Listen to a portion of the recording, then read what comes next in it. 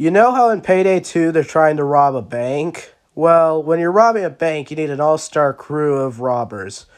And I do not fit that quota. Like, no, seriously, if someone would ask me, hey, do you want to rob a bank? I'd probably say, as long as I get to be president of the back seat. You may be wondering why I'm bringing up the topic of heists. Well, I did something pretty similar to that, except it's not illegal. It's just really morally wrong. Okay, so me and two other boys who I don't remember their names, I'm just gonna refer to them as Fing 1 and Fing 2. Okay, so me and Fing 1 and Fing 2 were like working at Six Flags Great America, aka the greatest theme park in Illinois, despite the fact that it's the only theme park in Illinois. Who would have figured? But anyways, Fing 1, who let's just say was the smartest one out of us three, had a brilliant idea.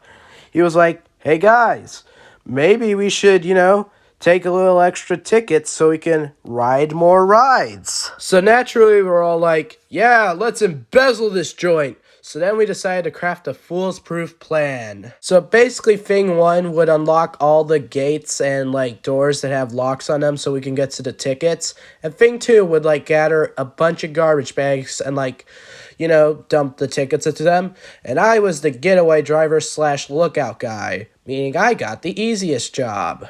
And we also brought walkie-talkies with us as an extra safety precaution, and this comes in useful later, by the way. But anyways, as the day set and the park closed, we rolled up there in a black USB. You may be wondering why we chose a black USB. Well, this is because it was pitch black at night, and, the black USB is black, so it's practically invisible. If it weren't for the fact that the headlights were on, which might be a part of our downfall later on. As we rolled up to the park and turned our walkie-talkies on and put on our super secret invisibility cloaks, those were mostly just garbage bags turned into a poncho because, again, I said, pitch black night. Black makes you invisible. But as soon as Thing 1 and Thing 2 left, I decided to walkie them the funniest thing I ever did in my life. I was like, beatboxes on the walkie-doo-doo, beatboxes on the walkie-doo-doo, beatboxes on the walkie-doo-doo, beatboxes on the walkie-doo-doo. And Thing 1 was all like, shut up! I was like, okay. Yeah, Thing 1 was kind of the buzzkill on this fun adventure in robbery. And as soon as they got into the park, things went downhill from there, because I don't know if you noticed, but theme parks have security guards, and especially during the night. And something particular about these security guards is that they're basically the human equivalent of a pimp bull, because after all, you need to protect the park from free idiots trying to steal tickets. And let's just say it didn't take long for the security guards to realize something was off, because we made two mistakes. One, we didn't shut the gate after we unlocked it. Jesus Christ. And two, this was my mistake, I didn't turn off the freaking headlights. And as soon as the security guards noticed that my van's lights were on, they turned the entire parking lot's lights on, meaning that our invisible van was now the visible van. So I thought, I'm gonna have to skedaddle before the security guards come over and beat me the heck up. And well, as soon as I drove off, Thing 1 and Thing 2, who were trying to escape from the security guards, noticed that me and the van were nowhere to be found.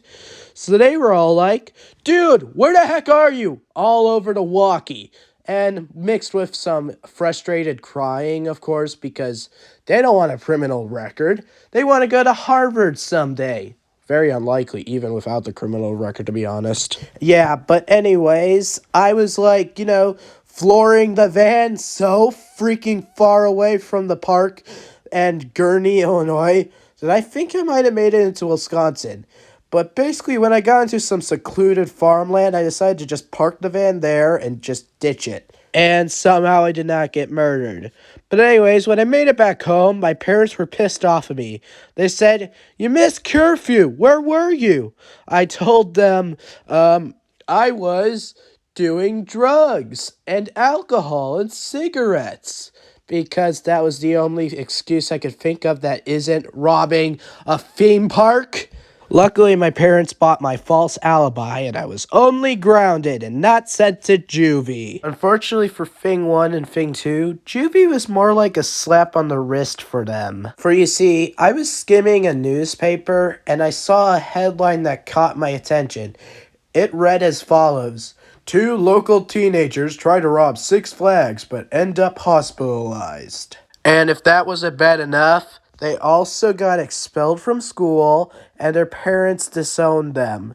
But fortunately for me, they didn't rat on me, meaning that I still have a good reputation. And then I tarnished it by making this video. Oh crap. And this is why you don't hire me for heists, because as soon as things go south like old people go to Florida, I'm just gonna abandon you just like a teenage mom does with her child.